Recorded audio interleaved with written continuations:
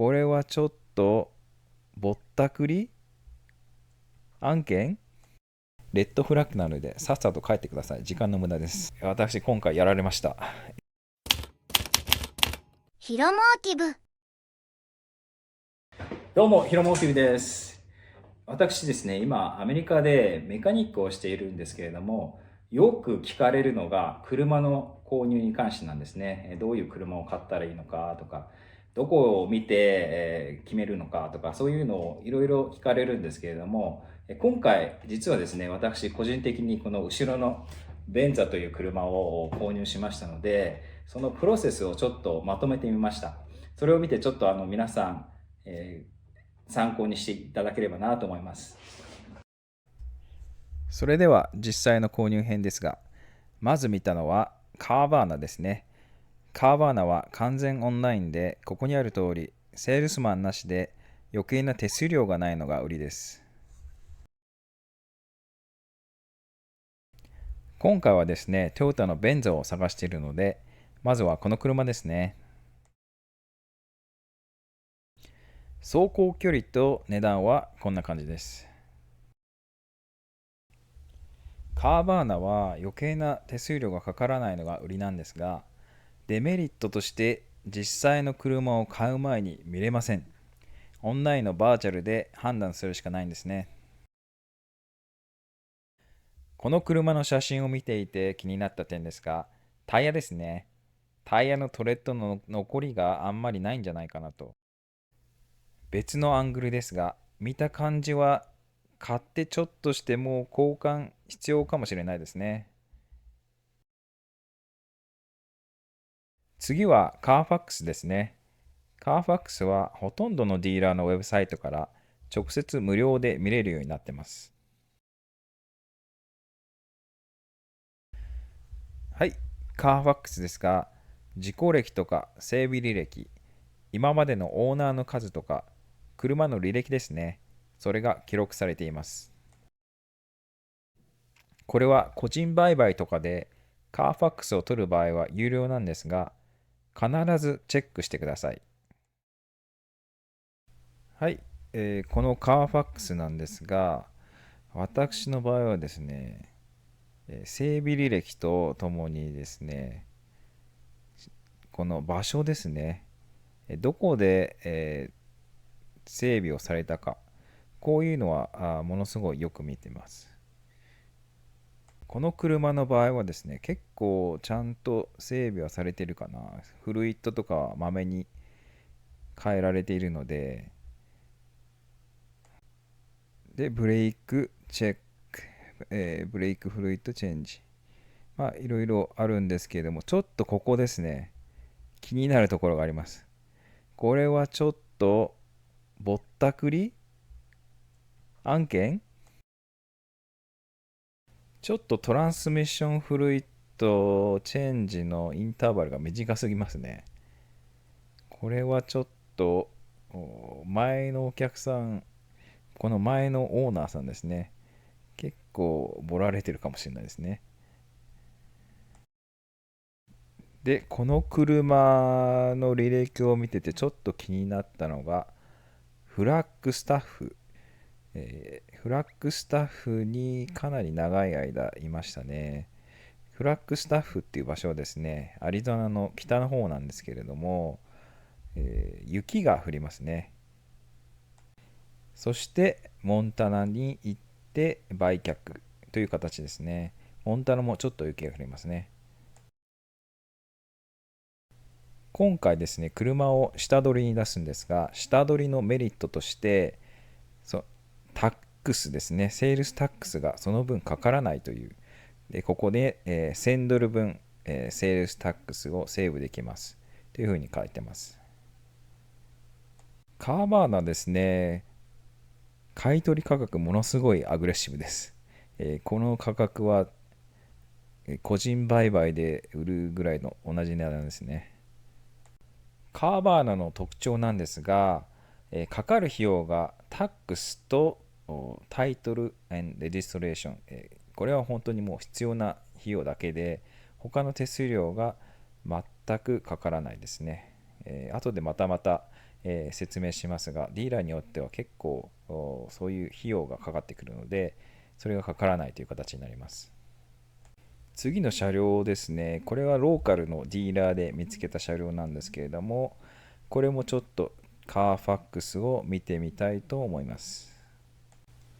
カーファックスですね。こちらも無事故、修復歴なし、ほとんどアリゾナにいた車ですね。ツーサンアリゾナですね。だいたいメンテナンスは一通りずっとされているという感じなんですね。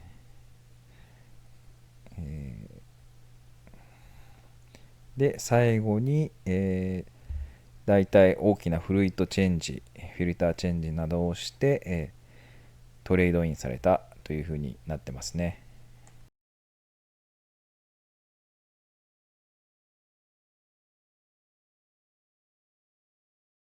はい、ここでもらった見積もりなんですが、まず1つ目違うのがですね、ドッグフィー、書類作成費用という形でこれだけチャージされますね。だいたい他のディーラーでもこれは結構かかります。またここでですね、CBB アドバンテージというプロテクションパッケージのような感じで、セラミックコーティング、ウィンドウテントをしましたっていう形で、チャージされたんですが、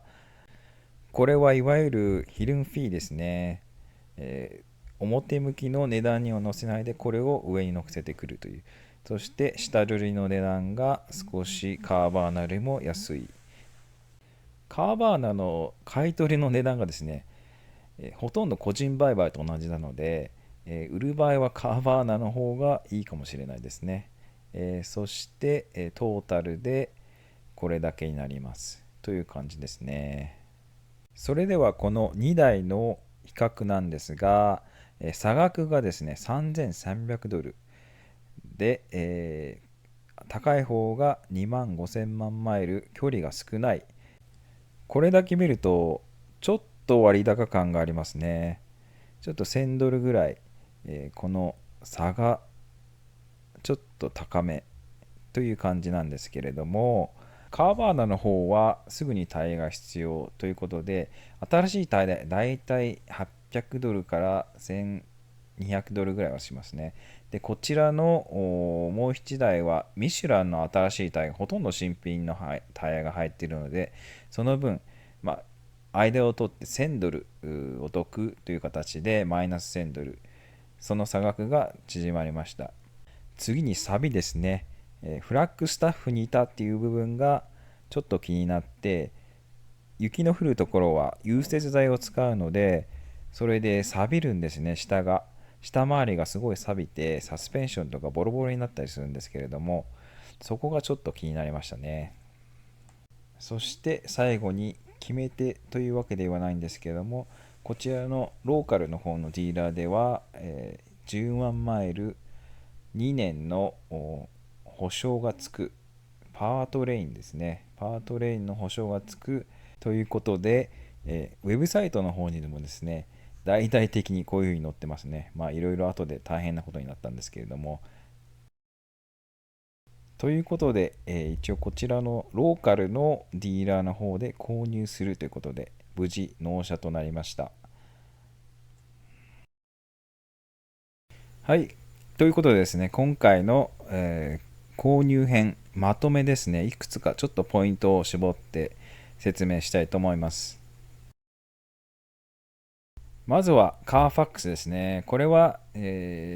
ずチェックしてください。個人売買でも、流浪でお金を払っても、とりあえずカーファックスはチェックする。これは必ずやっていただきたいですね。実はですね、私も、昔、大変痛い目に遭いまして、カーファックスを取らないで、個人売買で車を買ったら、実は、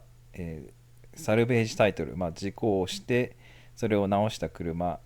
そしてまた、メーターまで巻き戻しだったという、最悪の事態が発生しましたね。そしてもう一つは、メンテナンス履歴ですね。どこで整備をされたか、どんな整備をされたか、どれくらいの頻度でやってるかっていうのは、前のオーナーさんがどれくらい、そういうメンテナンスに気を使っているかっていうのが見れるので、どういう風な履歴があるかっていうのは大事ですね。あとは場所、これはかなり大事なので、ちょっと気をつけていただきたいんですけれども、カーバーナとかはですね、昔、今はちょっとわからないんですけれども、昔はよくありましたね。すごい北の方かとか東の方から持ってきて、距離はものすごい低いのに、もう下回りエンジンベイまでボロボロで、ちょっとこれは、お客さんにですね、他の車に変えてもらった方がいいんではないかっていうのをアドバイスしたことありますね。次にですね、レッドフラッグというか、これを見たらちょっと気をつけてくださいというのが、こういう明細、このブレイクダウンした、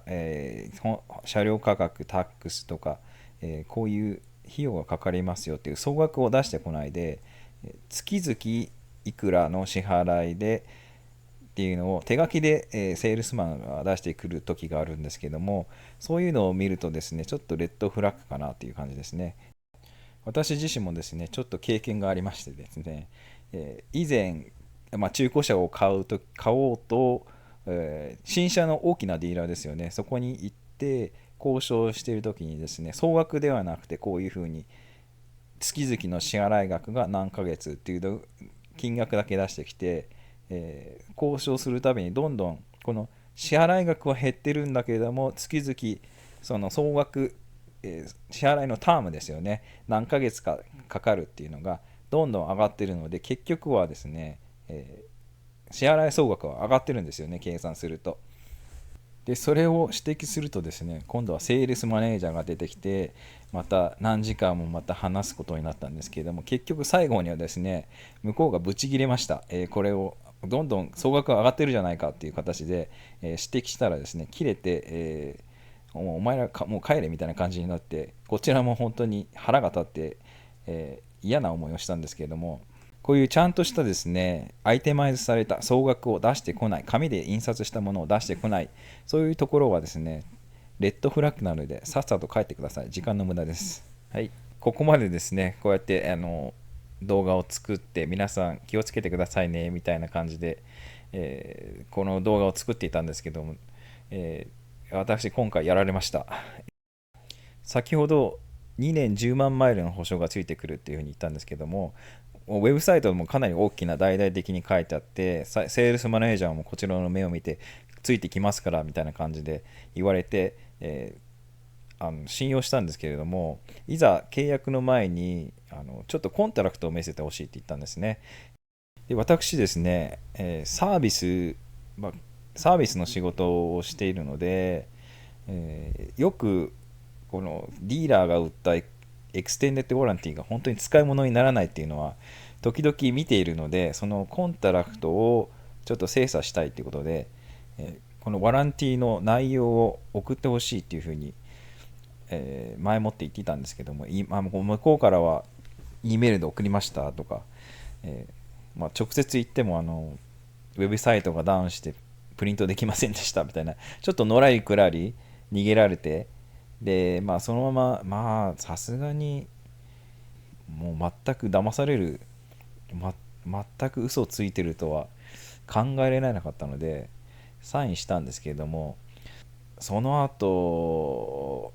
今度テキストが止まりましたね。セールスマンにテキストをしたら、セールスウーマンなんですけども、セールスウーマンに、テキストをしたら、それが着信拒否みたいな感じになって、連絡がつながらなくなっちゃったんですね。でそしてまたイェルプのレビューを見たら、このディーラーで全く同じ内容のエクステンデッドワランティをウェブサイトに載せておきながら、実際にはついてこない、実際にはそういう契約の内容を見せないみたいな同じレビューがあったので、これはもう完全に、確信犯というか常套手段として使っているような感じなのかなというふうに思いました。その後ですね、直接怒鳴り込んで、なんとかこのエクステンデッドワランティの方はですねつけてもらうようにしたんですけれども、本当にそれをしなかったらなんかリペアが必要になった時に、実はそんなものはありませんでしたみたいなことになってたかもしれないですね。ということでですね、セールスマンの口約束は信用してはいけませんね。必ず書面にして、やってもらいましょう。それか契約前にその全てのリペア、必要なリペアだったりそういうものは契約前に終わらせる。それか書類にして書面にして残しておく。それが必要ですね。